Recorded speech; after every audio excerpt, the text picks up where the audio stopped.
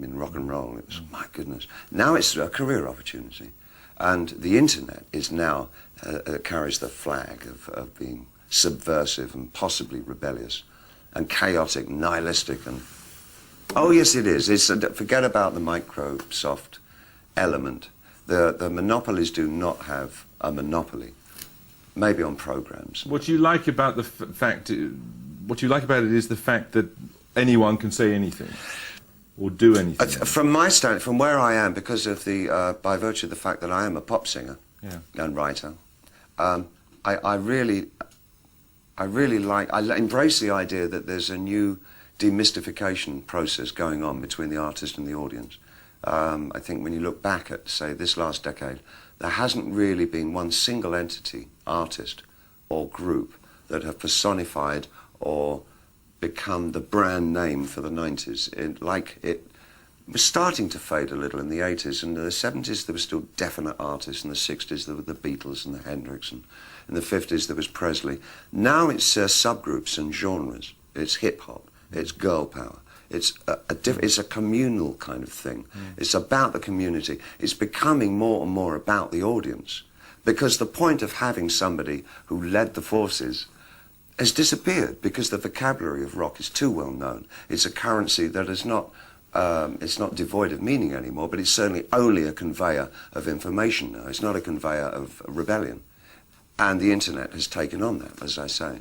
And so I find that a terribly exciting area. So from my standpoint, being an artist, I like to see what the new construction is between artist and audience. There is a breakdown. There's personified, I think, by the rave culture of the last few years, where the audience is at least as important as whoever is playing at the rave. It's almost like the artist is to accompany the audience and what the audience are doing. And that feeling is very much permeating music and permeating the internet. But what is it specifically about the internet? I mean, anybody can say anything.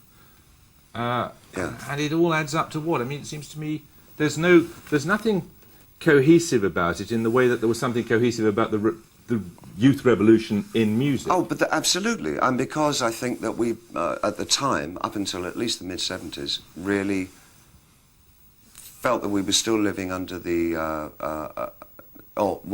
the guise of a single and absolute created society, where there were known truths and known lies, and there was no kind of duplicity or pluralism about the things that we believed in. That started to break down rapidly in the 70s, and the idea of a duality in the way that we live. There are always 2, 3, 4, 5 sides to every question. That the singularity disappeared. And that, I believe, has produced such a medium as the internet, which absolutely establishes and shows us that we are living in total fragmentation. You don't think that some of the claims being made for it are hugely exaggerated? I mean, when the telephone was invented, people made amazing claims. I know, the president, for example. The president at the time, when it was first invented, he was outrageous. He said he foresaw the day in the future when every town in America would have a telephone. Now how dare he claim like that? Absolute bullshit. No, you see, I don't agree. I think the internet, I don't think we've even seen the tip of the iceberg. I think the potential of what the internet is going to do to society, both good and bad, is unimaginable. I think we're actually on the cusp of something exhilarating and terrifying. It's just a tool, though, isn't it? No, it's not. No. No, it's an alien life form. What do you think, I mean, when you think then about the future... Is there life on Mars? Yes, it's just landed here. But it's simply a different delivery system there. You're arguing about something more profound. Oh, yeah, I'm talking about the actual context, and the state of content is going to be so different to anything that we can really envisage at the moment, where the interplay between the user and the provider will be so in simpatico. It's going to crush our ideas of what mediums are all about. But it's happening in every form. It's happening in visual art. The breakthroughs at the early part of the century with people like Duchamp, who were so prescient in what they were doing and putting down. The idea that the piece of work is not finished until the audience come to it and add their own interpretation, and what the piece of art is about is the grey space in the middle.